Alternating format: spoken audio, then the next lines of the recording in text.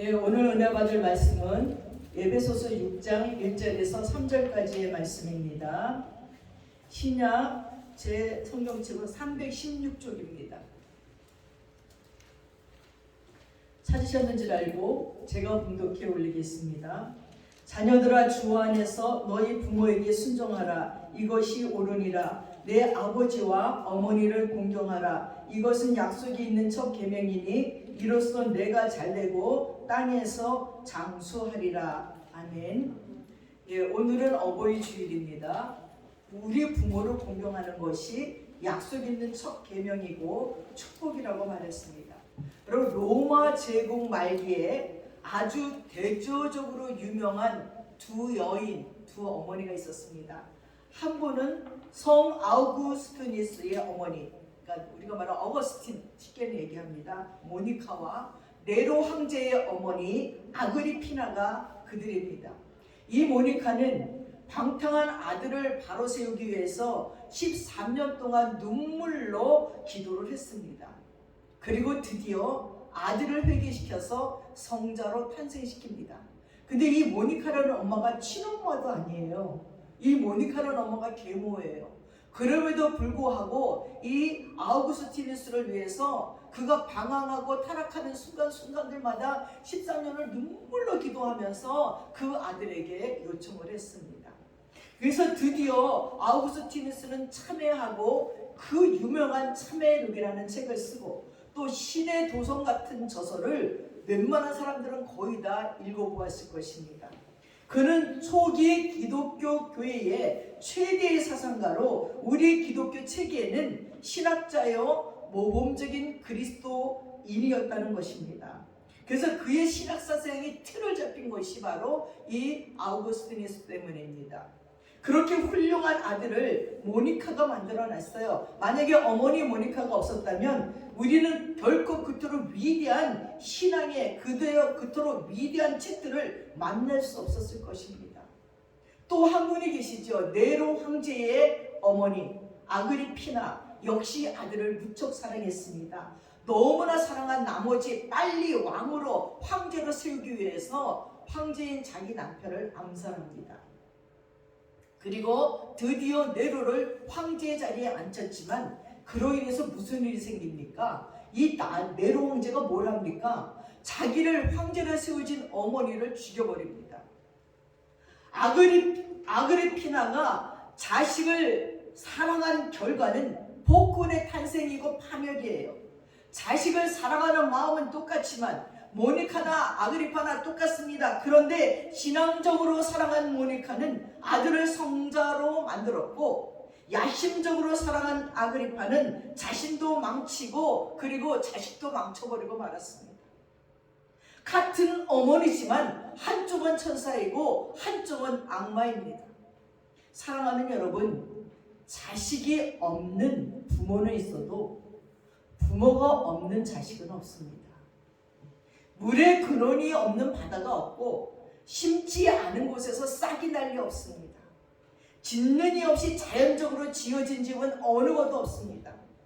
만든 이가 없이 만들어진 것은 없다는 것입니다. 인간의 세계가 실존한다면 신의 세계는 분명히 실존합니다.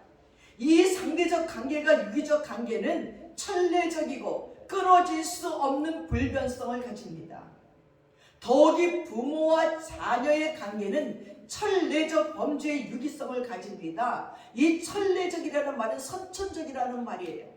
사랑하는 부모님 여러분, 부모가 있기에 내가 있습니다. 또한 내가 있기에 내 자식이 있을 수 있습니다. 그러기에 나를 소중히 여기고 나의 가치를 귀하게 여기는 자는 부모를 소홀히 여기지 않아요. 곧 나의 뿌리는 부모님이고 부모의 뿌리는 하나님이시기 때문이에요.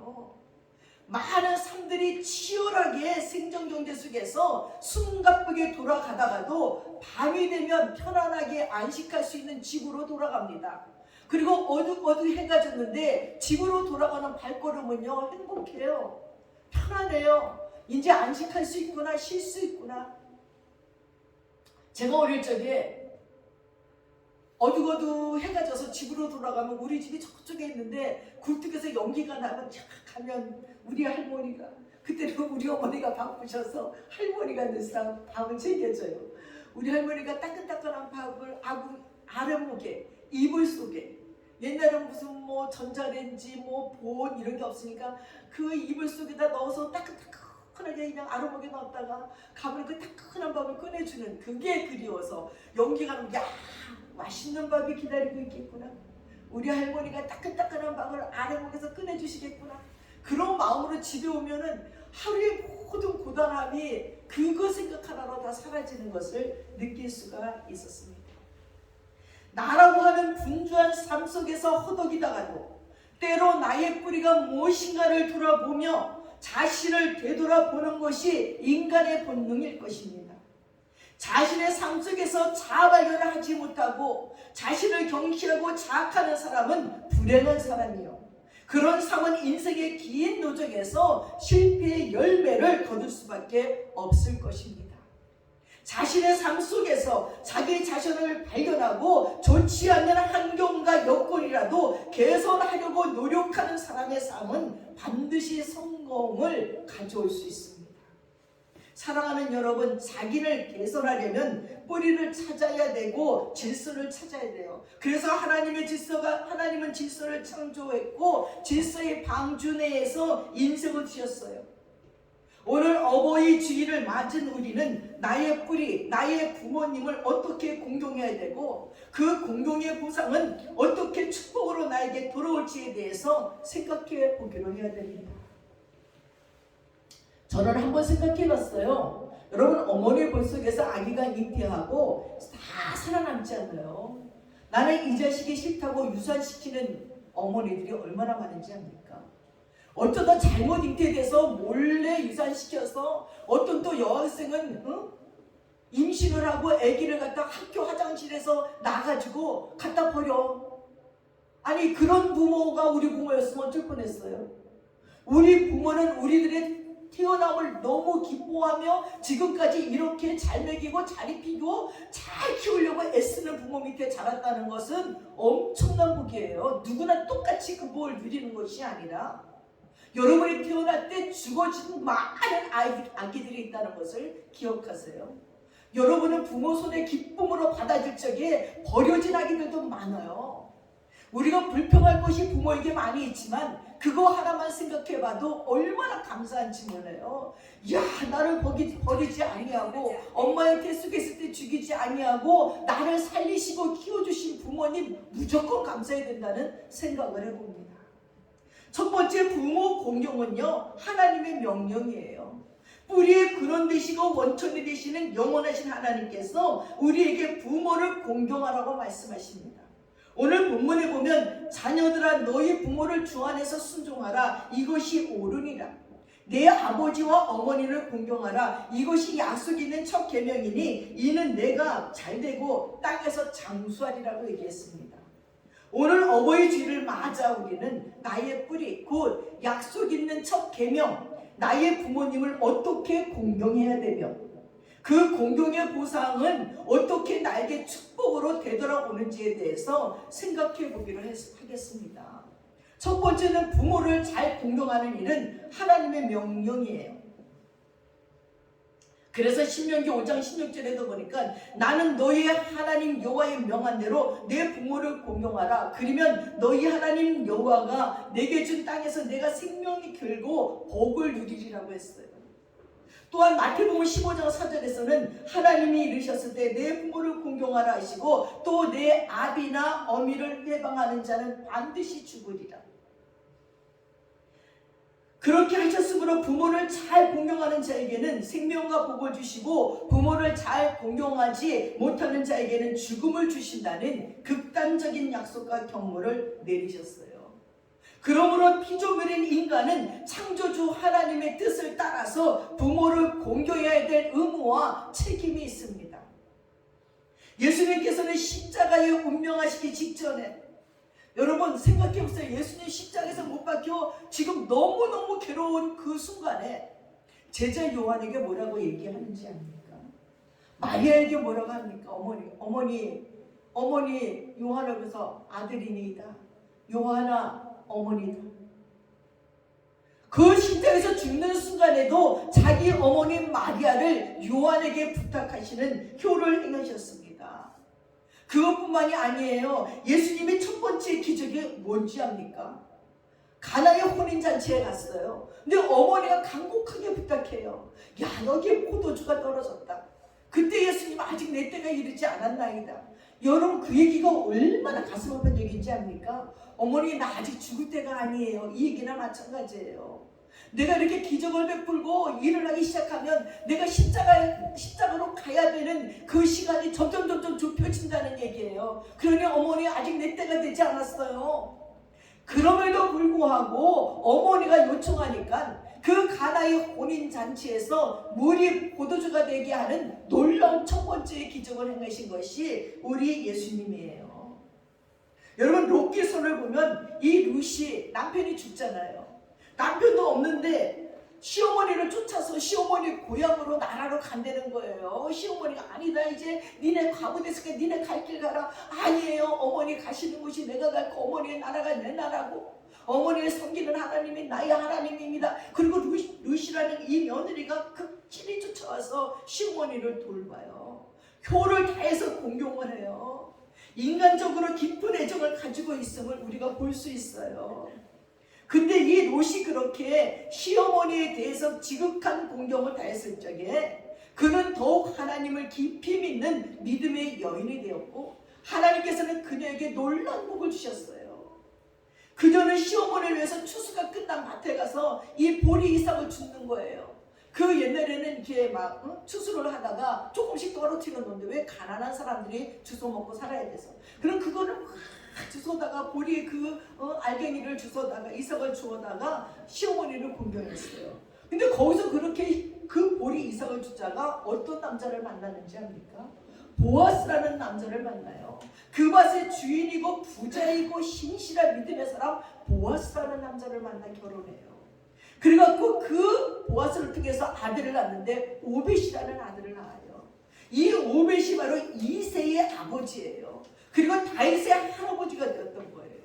그리고 다윗의 뿌리에서 메시아인 예수 그리스도가 탄생됐어요. 여러분, 룻은 어려운 가운데서도 시어머니를 버리지 않고 떠나지 않고 그를 섬기고 공경하고 그의 뜻에 순종함으로 훗날 그의 계보에서요 이방인인 여자예요. 메시아가 태어나는 엄청난 축복을 받을 수 있게 된 거예요. 두 번째, 그러면 약속 있는 첫 계명의 참 부모 공경의 도리가 뭡니까? 부모를 공경한다는 것은 마음만 가지고 되는 것이 아니고 믿음만 가진다고 무조건 이루어지는 것은 아닙니다.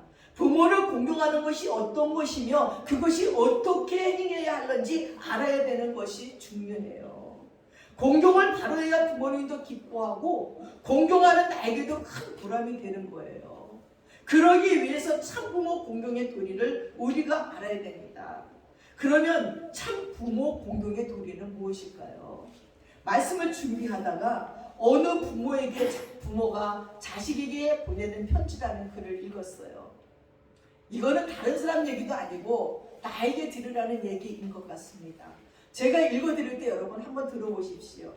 내 사랑하는 아들, 딸들아, 언젠가 우리가 늙어 약하고 지저분해지거든 인내를 가지고 우리를 이해해다오. 늙어서 우리가 음식을 흘리면서 먹거나 옷을 더럽히면 옷도 잘 입지 못하게 되면 내가 어렸을 적에 우리가 먹이고 입혔던 그 시간들을 떠올리면서 미안하지만 우리의 모습을 조금만 참고 받아다오. 늙어서 우리가 말을 할 때 했던 말을 하고 또 하더라도 말하는 중간에 못하게 하지 말고 끝까지 들어주면 좋겠다. 네가 어렸을 적에 좋아하고 듣고 싶었던 이야기를 내가 잠에 들 때까지 셀 수 없이 되풀이하면서 들려주지 않았니? 훗날에 혹시 우리가 목욕하는 것을 싫어하면 우리를 너무 부끄럽게 하거나 나무라지는 말아다. 수없이 핑계를 대면서 도망치던 너를 목욕시키려고 따라다니던 우리의 모습을 기억하고 있니? 혹시 우리가 새로 나온 기술을 모르고 무심하거든 전 세계에 연결되어 있는 웹사이트를 통하여 그 방법을 우리에게 가르쳐다오. 우리는 네가 얼마나 많은 것을 가르쳐 주었는지 아느냐? 상하지 않는 음식을 먹는 법, 옷을 어울리게 잘 입는 법, 너의 권리를 주장하는 방법들, 점점 기억력이 약해진 우리가 무언가를 자주 잊어버리거나 말이 막혀 대화가 잘 안 될 때면 기억하는 데 필요한 시간을 좀 내어주지 않겠니? 그래도 혹시 우리가 기억을 못해 내더라도 너무 염려하지는 말아다오. 왜냐하면 그때 우리에게 가장 소중한 것은 너와의 대화가 아니라 우리가 너와 함께 있다는 것이고 우리의 말을 들어주는 내가 있다는 것이 중요하기 때문이다. 또 우리가 먹기 싫어하거든 우리에게 억지로 먹이려고 하지 말아다오. 언제 먹어야 하는지 혹은 먹지 말아야 하는지는 우리가 잘 알고 있단다. 다리가 힘이 없고 쇠약하여 우리가 잘 걷지 못하게 되거든. 지팡이를 짚지 않고도 걷는 것이 위험하지 않게 도와줄 수 있니? 내가 뒤뚱거리며 처음 걸음마를 배울 때 우리가 너에게 한 것처럼 네 손으로 우리에게 빌려다오. 그리고 언젠가 나중에 우리가 더 이상 살고 싶지 않다고 말하면 우리에게 화내지 말아다오. 너도 언젠가 우리를 이해하게 될 테니 말이다. 노인이 된 우리의 나이는 그냥 단순히 살아온 것으로 이야기하는 것이 아니라 우리가 어떻게 생존해 있는가를 말하고 있음을 이해해다오. 이 글을 읽으면서 우리는 미래를 모르니까 먼저 살아보지 않았으니까 모르는 것이 참 많다. 자식 노릇도 처음이니까 못하는 게 많다 하는 생각을 했습니다. 그러나 첫째 순종해야 됩니다. 사무엘 선지자는 순종의 제사보다 나으니라고 했고 오늘 본문에서는 자녀들아 너희 부모를 주 안에서 순종하라 이것이 옳으리라고 했습니다. 그러므로 자녀는 부모에게 순종해야 됩니다. 창세기 22장에 하나님께 순종해서 아들 이삭을 모리아산에 하나님께 바치려고 올라간 적에 아브라함과 아버지 아브라함에게 순종하여 묵묵히 제물이 될 희생의 제물의 각오를 가지고 아버지를 따라 올라가는 아들 이삭의 모습을 보십시오. 참으로 아들 이삭은 아버지의 뜻을 거부하지 않고 묵묵히 따랐습니다. 그래서 거기에 여호와의 이레의 축복이 있었습니다. 아버지의 권좌를 누리고 부왕 다윗의 명령에 불순종한 압살롬도 있습니다. 제가 이스라엘 예루살렘에 갔을 적에 예루살렘 골짜기를 보여주더라고요. 그 골짜기에는 잡초들이 쫙 나 있었어요. 근데 그게 거기 계신 분들이 말하기를 자식들이 말을 안 듣고 불효할 때마다 부모님들이 자식들을 그곳에 데려온다는 거예요. 그리고 거기서 교훈을 한대요. 그게 압살롬의 무덤이래요. 그래서 왕의 골짜기라고 얘기한다는 것입니다. 사무엘 18장 16절 19절에 보면은 압살롬이 무슨 짓을 했는지를 압니다.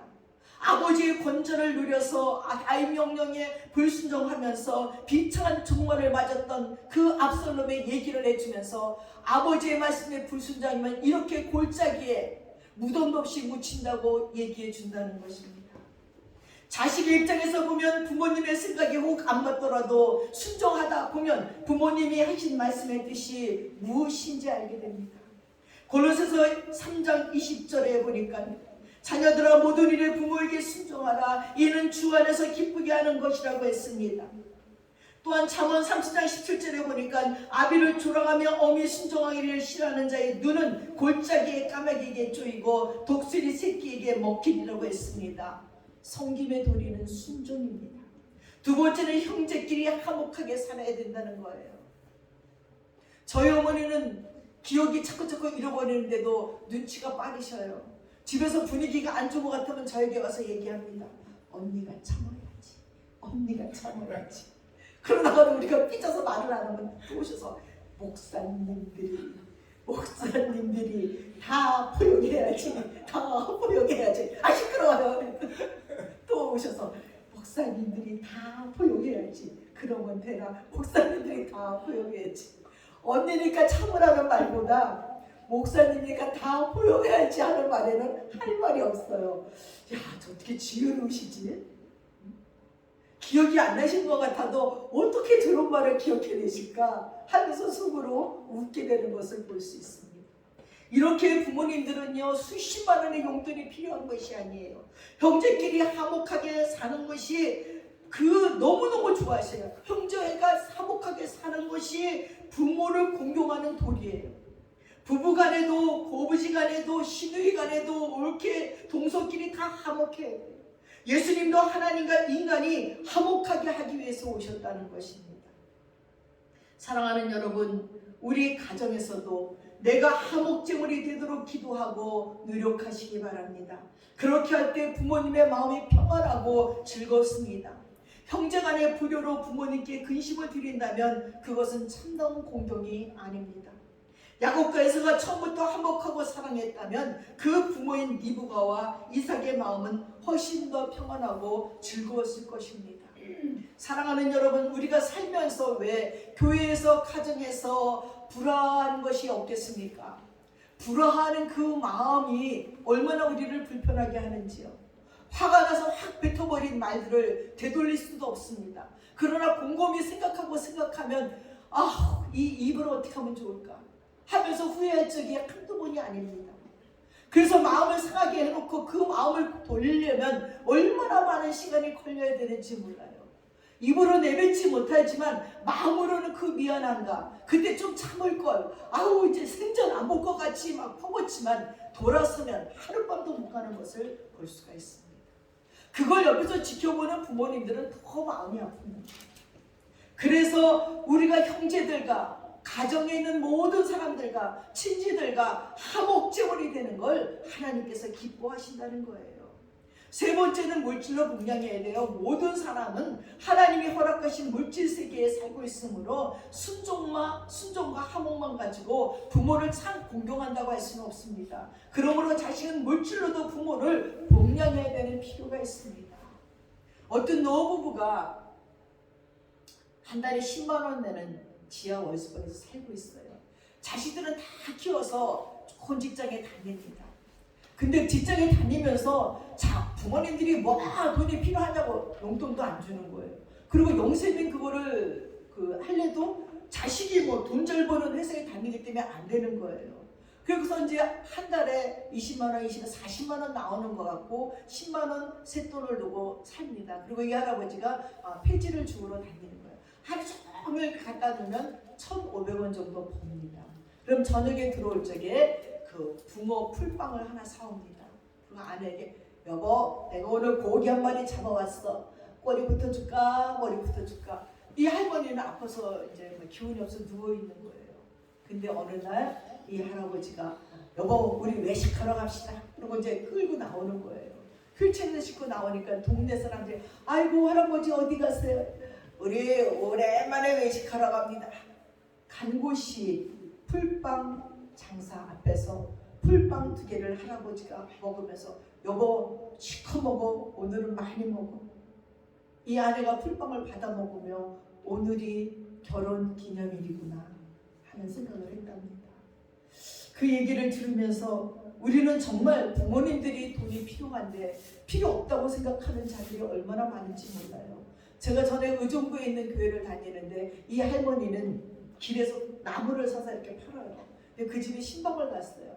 근데 제가 신방을 가서 기도를 열심히 해줬는데 자식들에서 기도를 다 해주고 손주들 기도도 해줬더니 이 할머니가 너무너무 좋은 거야.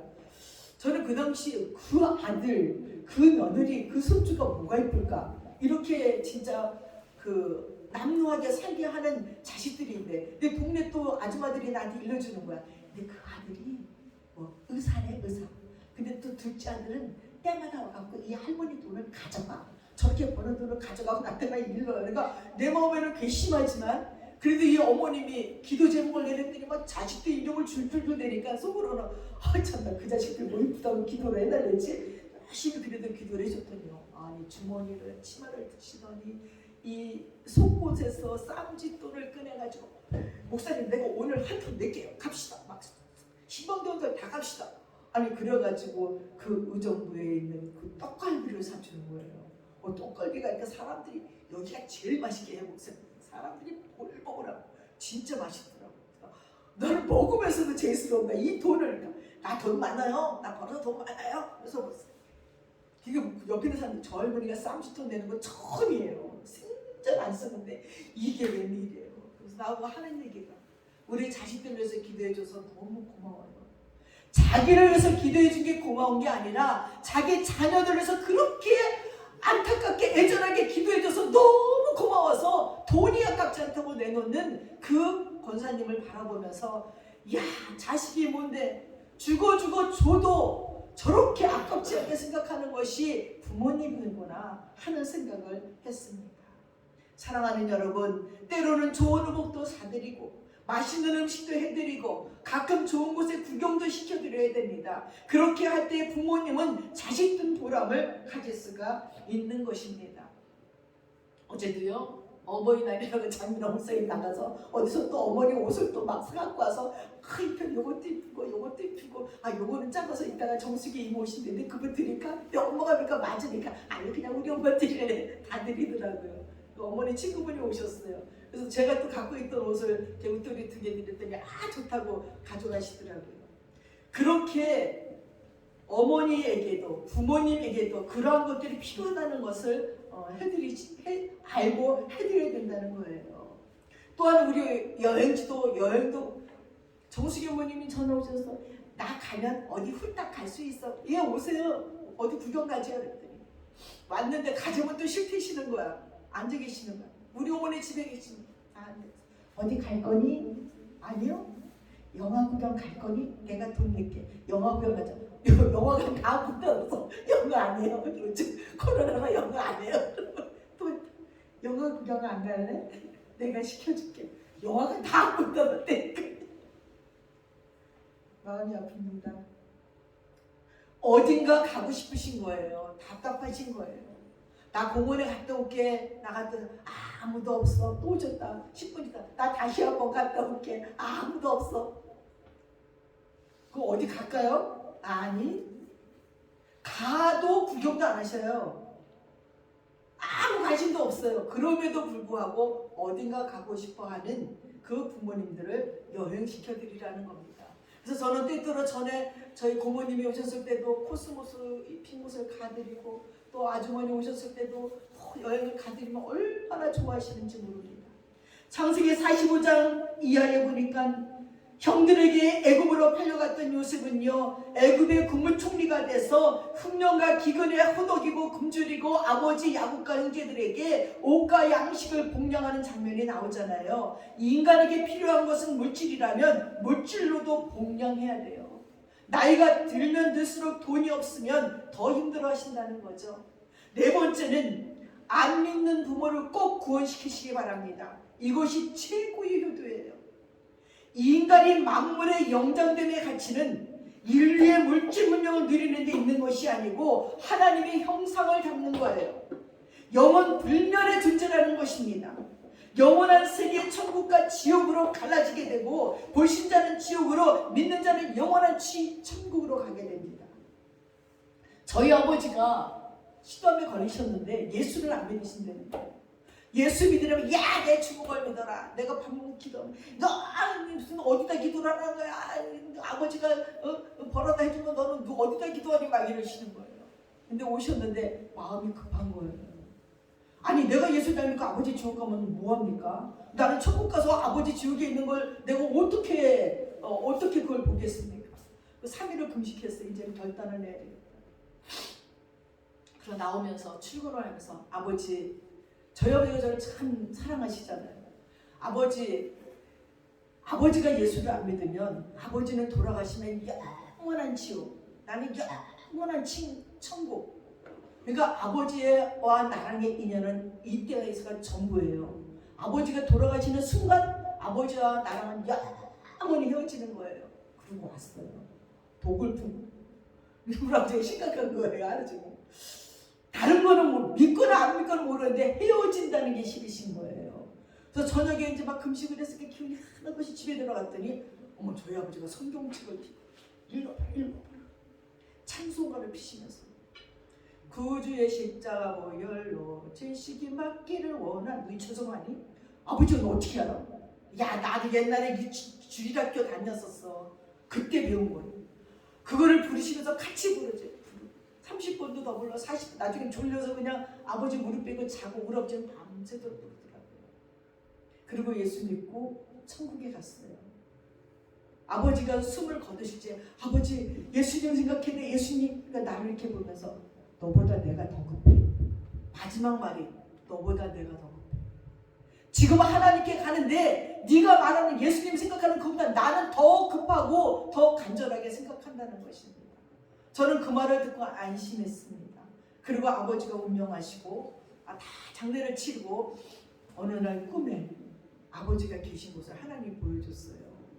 뭐 한 일은 없어서 턱걸이로 천국에 갔는데 조그마한 옛날에 우리가 살던 그 동네 그 집인데 조그마한 이렇게 그 기와집 조그만 단칸방 같은 그런 집에 깨끗하게 앞에는 앞마당에 이렇게 꽃에다 물을 주고 계시더라고요. 그래서 내가 막 아버지 들어왔더니 뒤로 물러주면서 너랑 나랑 이제 상관없다 그러면서 절로 가라 그러고 딱 방으로 싹 들어가시는데 아주 깨끗한 곳에 깨끗하게 바지 조거를 입으시고 꽃밭에 물을 주고 계시는 아버지를 보고 아 우리 아버지 천국 가셨구나. 비록 큰 집은 아니어도 막 너무너무 감사하더라고요. 저는 그때부터 아버지가 돌아가신 게 아니라 어디 가 계시구나. 그러니까 어디 놀러 가 계시구나. 이런 마음이 들어서 그다음부터는 한 번도 아버지 때문에 울어본 적이 없습니다. 그렇게 우리의 부모님이요 어디가 계시는지를 알아야 돼요. 나만 예수 믿고 천국 가는 것이 아니라 운명은요 언제 어떻게 될지 몰라요. 오늘 건강하다고 뭐 다 살아 있습니까? 이 문 밖에 나가서 무슨 일이 있을지 몰라요. 그러기 전에 빨리 전도를 해야 되는 것이 가장 중요해요. 그 부모님들을 천국 가게 해야 되는 것이 가장 중요하고 부모님이 영원히 살아주지 않아요. 요즘에 주위에 계신 분들이 막 가니까 제 마음이 급해요. 아니 오늘까지 멀쩡했다가 내일이면 중환자실에 그리고 그 다음에는 운명하셨습니다 하는 얘기를 막 들을 때마다 예수 믿으셨나? 구원의 확신이 있으셨나? 이것이 얼마나 마음이 갑갑하게 하는지 몰라요.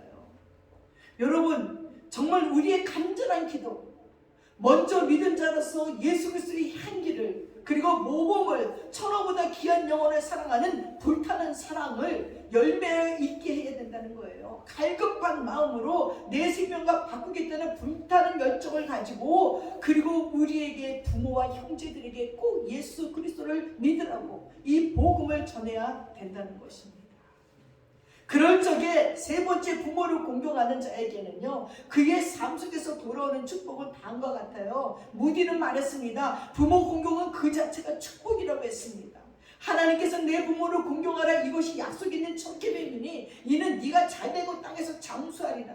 그러므로 부모를 잘 공경하는 사람에는 반드시 약속된 축복으로 보장되게 있어요. 첫째는 하나님 아버지와의 관계가 유지돼요. 하나님과의 관계가 회복이 돼요. 하나님과의 관계가 회복된다는 건 기도하는 것이 다 이루어져요. 만약에 부모님이 살아계시지 않으면요 부모를 만들으래. 이분을 내 부모로 섬기겠다 그래서 늘상 찾아가고 그 부모를 그 어른을 부모처럼 섬기면 똑같은 복이 임한다는 거예요. 룻기서 1장 16절에 보면요 룻은 어머니 나오미에게 어머니의 하나님이 나의 하나님이 된다고 말했어요. 어머니를 사랑하고 공경하는 마음이 곧 하나님을 사랑하고 그 믿는 신앙으로 승화한 것을 알 수 있습니다. 사랑하는 여러분, 그렇게 공경하면 하나님과의 관계가 회복되고 두 번째는 부모님의 사랑을 받습니다. 자식과 부모의 사랑은 천륜적인 사랑입니다. 그것은 어떤 대가를 바라고 하는 사랑이 아니에요. 출애굽기 2장에 보면 모세의 어머니 요괴벳은 새로 태어난 남자들을 다 죽이라는 바로왕의 명령 앞에요 죽음을 각오하고 모세를 살리잖아요. 그래서 모세를 나중에는 울음소리가 크니까 바로 왕궁에 보내고 자기가 젖을 먹이는 용으로 들어가서 모세를 키울 때 계속 얘기해줘요. 너는 하나님의 자녀다. 너는 이 땅을 구원할 자다. 계속 얘기해주면서 그를 키우잖아요. 사랑하는 여러분, 자식을 위해서 우리는 기도해야 됩니다. 극진히 사랑하고 기도해야 돼요. 이런 가정이야말로 하나님이 축복하는 가정입니다. 세 번째는 어디서든지 하나님께서 지켜주시고 땅에 사는 모든 일이 잘 되게 되어 있어요. 부모를 섬기면요 잘 돼요. 부모에게 불효하는 자들이 잘 되는 꼴 못 봤어요. 인생 살다 보니까 효도하는 자녀들이 잘 되더라고요. 오늘 본문에 보니까 부모를 공경하면 땅에서 잘 되고 장수한대요. 물질적인 축복도 받는데 요셉은요 아버지 야곱을 공경하고 그ጭ이 효도했더니요 남의 나라의 총리가 돼가지고 세상에 그 나라 살림을 자주우지 다 해가지고 이 아버지만 모시는 나라의 형제들까지 쫙 다 먹여 살리잖아요. 이 형제들이 아버지 야곱 밑에 있을 때는 쌈을 하고 요셉을 팔고 난리 폈지만 요셉이 먹여주는 대로 사니까 쌈이 없어. 요셉이 다 물질적으로 공급해 주니까 쌈밖에 없이 공짜로 사는데 그런 복을 요셉이 받습니다. 사랑하는 여러분도 부모에게 온갖 효도를 다하다가 가난은 축복으로, 질병은 건강으로, 실패는 성공으로, 약자는 강자로, 무능한 자는 유능한 사람으로, 만사불통이 만사형통으로 마귀 역사만 계속되는 사람이 성령의 역사를 충만하도록, 전도 못하는 사람이 전도하는 사람으로, 11조 못하던 사람이 11조하는 교인으로, 가정 예배 못 드리던 사람이 가정 예배 드리는 사람으로, 무의미하던 존재가 후대까지 이름이 기억되는 축복의 조상 되기를 축원드립니다. 요셉에게 축복이 넘쳤던 것처럼 우리가 하나님의 기뻐하시는 일만 하면 하나님의 축복을 받아 누리는 복된 삶을 살게 될 것이에요. 나는 여자씨만처럼 작은 씨지만 하나님께서는 그것이 점점 자라서 나그네가 쉬어가는 그늘 되게 하시고 아름다운 노래를 선사하는 새들이 깃들이는 것처럼 내 가정, 내 이웃은 민족 세계까지 감동적인 축복을 끼치는 주인공님 되시기를 축복합니다. 또한 좋은 자식을 낳아 자식에게 인정받고 효를 받을 수 있다는 거예요. 그러니 사랑하는 여러분, 오늘은 어버이 주일입니다. 1년 동안 살면서 부모님의 은동은커녕 도리어 귀찮은 존재로 살지는 않았는지요. 우리의 하나님이 주신 지상의 복된 부모님은 지상에서만 살면서 공경할 수 있는 기회이고 그리고 효도하여 축복받는 가정 되시기를 바랍니다. 마지막으로 어느 양로원의 할머니의 시를 하나 읽어드리겠습니다. 이 한 간호사가 이 시를 북아일랜드 정신건강협회 뉴시지에 크리스마스 판에 실렸습니다. 단순하지만 마음을 움직이는 이 시는 동영상으로 만들어져서 소개되기도 했고 인터넷을 통해 전 세계에 전해지기도 했습니다. 간호사님들 무엇을 보시나요? 댁들이 저를 볼 때 무슨 생각을 하시나요? 현명하지 않고 변덕스러운 성질과 초점 없는 눈을 가진 투정이나 부리는 늙은 노인으로 보이겠지요. 음식을 질질 흘리고 대답을 빨리빨리 못하냐고 큰소리로 말할 때는 전 정말 당신들이 좀 더 노력하기를 원했습니다. 당신이 괜찮다고 주먹질을 할 때는 맞아가면서도 전 정말 안 움직이는 몸속에서 용기를 내어 헛손질이 남아 싸우고 싶었던 것이랍니다. 댁들이 하는 일도 못 알아차리는 것 같이 보이고 양말이나 신발 한 짝을 항상 잃어버리는 늙은 노인으로밖에 안 보였나요? 정하든 말든 목욕을 시킬 때도 설거지 그릇만도 못하고 뱃돌만도 못한 내 몸뚱이에 눈물도 쏟아내지만 흐르는 물에 감추어져 당신 눈에는 보이지 않았겠지요. 음식을 나누어 먹는 것이 아닌 그냥 먹여주는 댁들의 눈에는 가축보다 못한 노인으로 비추어졌던가요? 댁들은 저를 그런 식으로 생각하시나요? 댁들은 저를 그런 식으로 보시나요? 제 팔에 든 수많은 멍을 보고 당신들은 도화지 속에 아무렇거나 그려놓고 망가진 보라색 도라지 꽃으로 보이던가요? 간호사님들, 그렇다면 이제 눈을 뜨고 그런 식으로 절 보지 말아주세요. 이 자리에 꼼짝하지 않고 앉아서 나의 의지는 상실되어 댁들이 지시한 대로 행동하고 나의 의지가 아닌 댁들의 의지대로 먹고 온몸에 멍이 들어도 아픔을 삭혀야 되었던 제가 누구인지 말하겠습니다.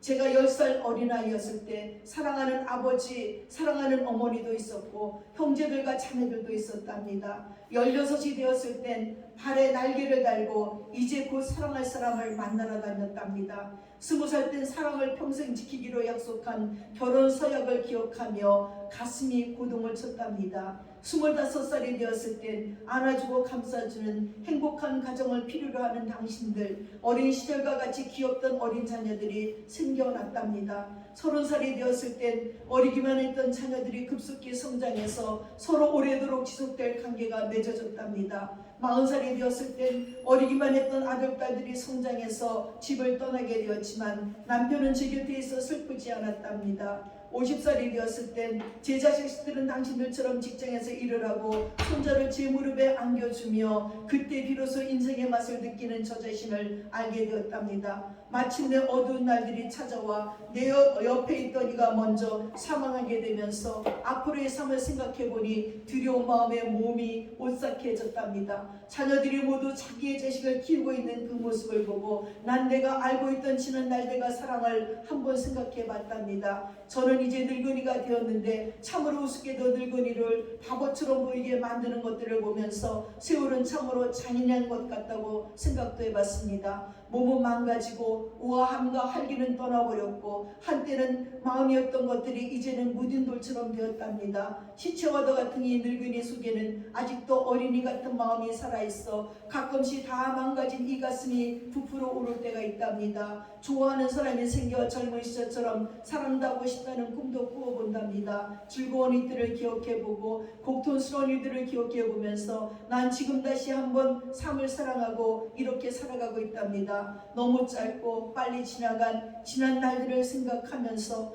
영원한 것은 아무것도 없다는 엄연한 현실을 받아들이기로 했답니다. 이제 사람들이여 눈을 떠보십시오. 눈을 떠보십시오. 투정이나 부리는 늙은이로 보지 말고 좀 더 자세히 나를 봐주세요. 당신의 아버지는 아니나 아버지일 수도 있고 당신의 어머니는 아니나 어머니일 수도 있습니다. 그냥 가축에게 모이를 주듯 하지 마세요. 그냥 먹고 싶습니다. 멍들게 하지 마세요. 가슴속에 멍을 안고 떠나지 않게 해주세요.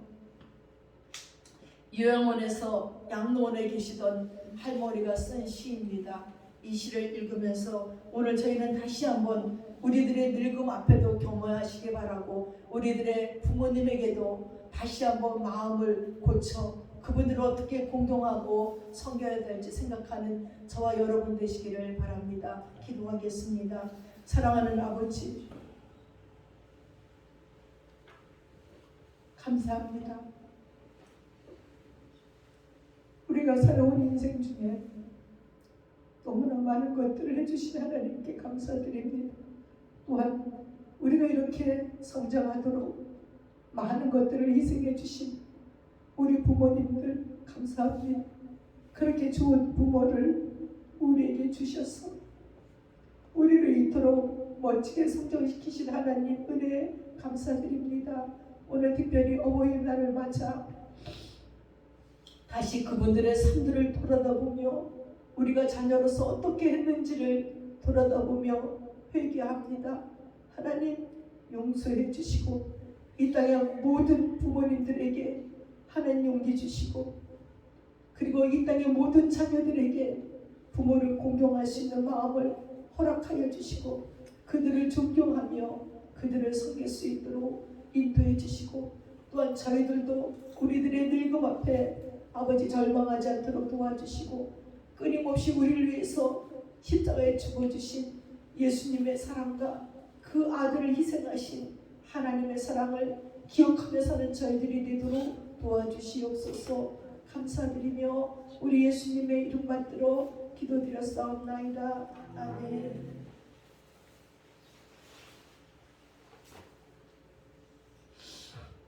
다 함께 자리에서 일어나셔서 찬송가 572전 찬양하겠습니다.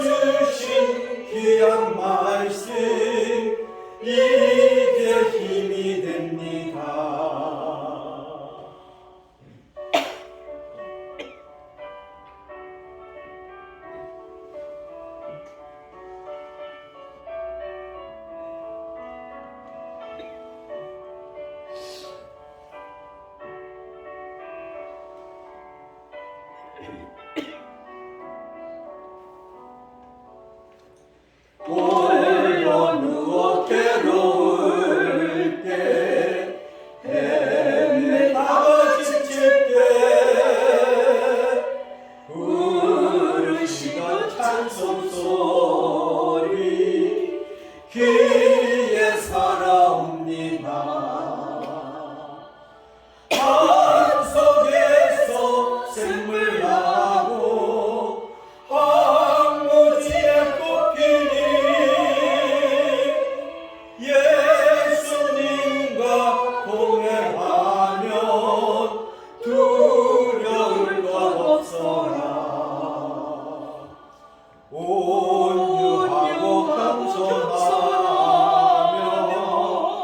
올바르고 굳세게 어머니의 뜻받들어 보람있게 살리라. 흠판하는 세상에서 선한 싸움 싸우다 생명신에 흐르는 곳 길이 함께 살리라.